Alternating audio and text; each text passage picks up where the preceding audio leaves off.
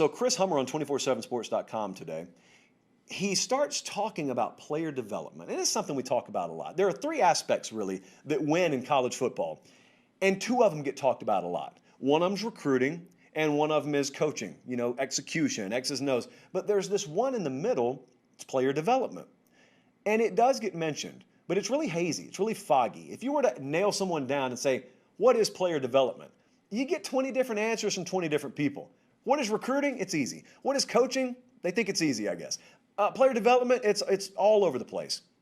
So what Chris Hummer did was he said, let's try and show you what it is numerically. Let's show you what it is graphically. And not right this moment, but in just a second, Jesse's going to show you some of the corresponding graphics surrounding this piece that are incredible. So here's the least shocking takeaway from it. Bama and Clemson are rolling, folks, just rolling, folks. Some of you know some of what I'm about to tell you. But even the hardcore fans out there, you know these programs are good. Did you know they were this good?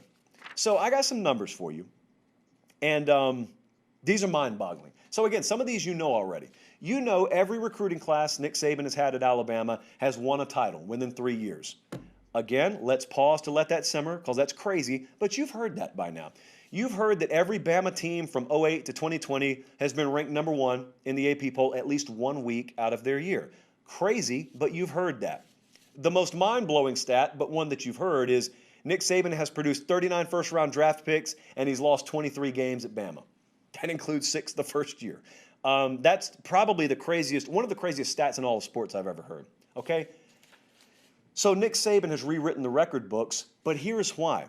You know Alabama has signed 41 draft-eligible 5-stars since 08. And let me hit you with this number. Those players have been drafted first round at a 48.8% clip. The rest of college football, good teams, bad teams, 18.3%. What does that mean? Well, essentially, to break it down for you, a 5-star kid who goes to Alabama is more than twice as likely to go in the first round as going to any other program in college football. That is how you win. Because a big budget can buy you a lot of groceries, but you got to have a world-class chef to produce a meal like that. And they got a world-class chef in Tuscaloosa. But it's not just Alabama now.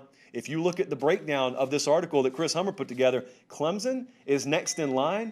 And the thing about the Clemson breakdown is they're very good right now. They're on top of the world right now, but they don't have as big a sample size as Bama. Bama had 41, I think it was 41 draft-eligible 5-stars, so 5 stars that stuck around the whole time. Clemson's, I think, relatively speaking, was only like 12 or 13. That number continues to grow every year. So the sample size is smaller, but it's really good with Clemson, too. Since 2008, 92% of Clemson's 5-stars have been drafted. 92% of them have been drafted. That's number one in America. That's better percentage-wise even than Alabama. Now, again, the difference is the sample size is a little bit smaller. Well, it's way smaller. But, again, it's been a theme throughout the show tonight that I didn't really plan, but I'm going to hammer it one more time. There is a horrific inverse to this whole trend. And that is what happens when you can recruit, but you can't develop them. And I think a lot of you know where I'm probably about to go, but Chris Hummer did a really good job of just summarizing it graphically too. The horrific inverse of this is Texas. Texas, since 2008, has had 28% of their 5-star talent get drafted. By comparison, Bama's 5-stars have been drafted at a 75% clip. Clemson's 5-stars have been drafted at a 92% clip. 92%, 75%, 28% at Texas. So again, I circle back around. Anyone who tells you that anything out there about the system is involved in the ineptitude of these programs need only look at these sorts of numbers.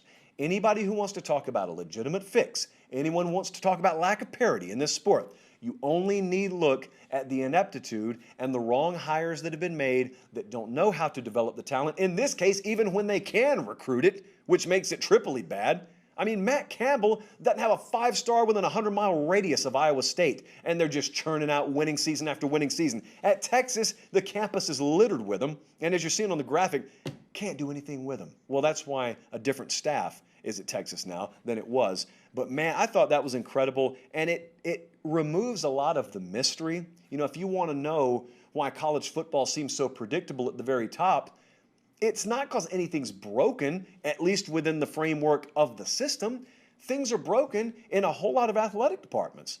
There is nothing unique. I'll tell you what started to separate the cream and had it really rise to another level.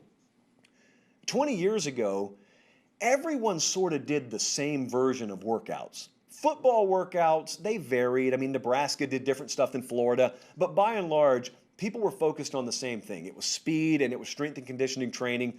But when you started to incorporate data and you started to incorporate sports science and you had started to incorporate a really firm grasp and understanding of the psychological and mental aspect of this game, the big boys, the right ones, invested properly, they hired properly, and what you saw all of a sudden is like the hockey stick effect.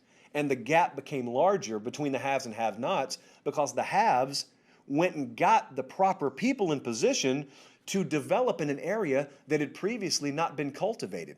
If you go back to Alabama and you look at the quantum leap they took just last year, go look at Najee Harris play in 2019 and then look at him play in 2020. Look at the explosiveness of Devontae Smith in 2019 and look at him in 2020. What changed? Well, they got a new sports science team in there. And they had a grand total of like half a season to work with those guys in the middle of a pandemic, which, by the way, begs the question, what will they look like this year? A bunch of unknown names to most of you, but now with a full year and a half under that same structure. My point is, you got to invest properly.